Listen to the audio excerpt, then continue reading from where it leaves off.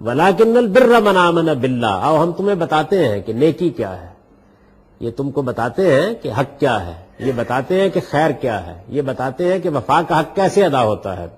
تو ارشاد فرمایا کہ وفاداری تو اس کی وفاداری ہے جو پورے دل سے اللہ کو مانے۔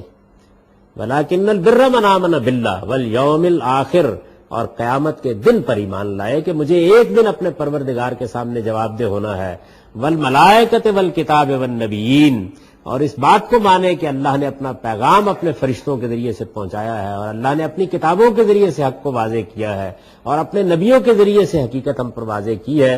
وَآتَى الْمَالَ عَلَىٰ حُبِّهِ ذَوِي الْقُرْبَىٰ وَالْيَتَامَىٰ وَالْمَسَاكِينِ، اور جو مال اللہ نے اس کو دیا ہے اس کو مال کی محبت کے باوجود اپنے رشتہ داروں پر خرچ کرے۔ اور وفاداری ان کی وفاداری ہے کہ عہد کر بیٹھیں، وعدہ کر بیٹھیں تو اس کو پورا کریں۔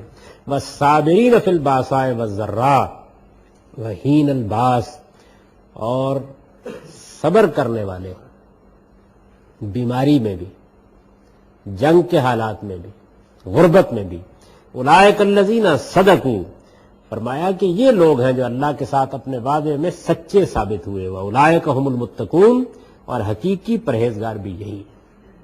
یہ آیہ بر ہے قرآن مجید کی، نیکی کی حقیقت کو اس میں واضح کیا گیا ہے، اور گویا اس ساری سورہ میں اب تک جو بحث ہوئی ہے اس کے اوپر ایک جامع تبصرہ کر دیا گیا، یعنی یہ بتا دیا گیا ہے کہ بہت بحث ہو گئی، کبھی قبلے پر ہو گئی، کبھی اونٹ کی حرمت پر ہو گئی، کبھی چربی کی حلت پر ہو گئی، یہ کوئی چیزیں نہیں، یہ رسمیں جو تم سمجھتے ہو اور یہ اوپر کی چند شرعی چیزیں جو تم خیال کرتے ہو اور یہ فقہی فتوے تم سمجھتے ہو کہ تمہیں جنت میں لے جانے کا باعث بن جائیں گے، ان کی کوئی تھوڑی بہت اہمیت ہوگی، لیکن یہ نیکی اور وفاداری نہیں ہے۔ حقیقی نیکی یہ ہے کہ تمہارے ایمان کا حال کیا ہے، یعنی واقعی مانا ہے اللہ کو۔ یہاں اصل میں ایمان وہ زیر بحث نہیں ہے کہ جو ایک آدمی کو مسلمان قرار دینے کے لیے ہوتا ہے، یعنی دل میں مانا ہے پروردگار کو۔ حقیقی ایمان ہے کہ ایک دن اپنے خدا کے سامنے جواب دہ ہونا ہے جا کر، اور پھر اس کے بعد اللہ کی جو ہدایت آئی ہے اس کے بارے میں کیا رویہ اختیار کیا ہے۔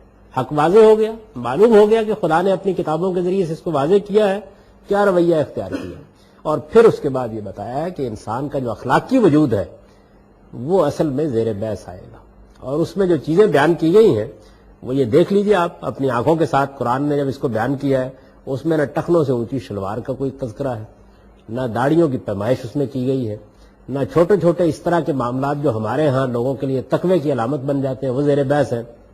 کیا بتایا گیا ہے؟ مال دیا خدا نے، دولت دی ہے، غریبوں پر خرچ کیے، رشتہ داروں کے حقوق ادا کیے ہیں، مسکینوں کے سر پر ہاتھ رکھا ہے، صبر اور استقامت کے ساتھ بیماری میں، تکلیف میں، ہر طرح کے حالات میں خدا کے ساتھ اپنے تعلق پہ قائم رہے ہو، وعدے پورے کیے ہیں، فرمایا یہ کچھ کیا ہے تو پھر وفاداری کا حق ادا کیا ہے۔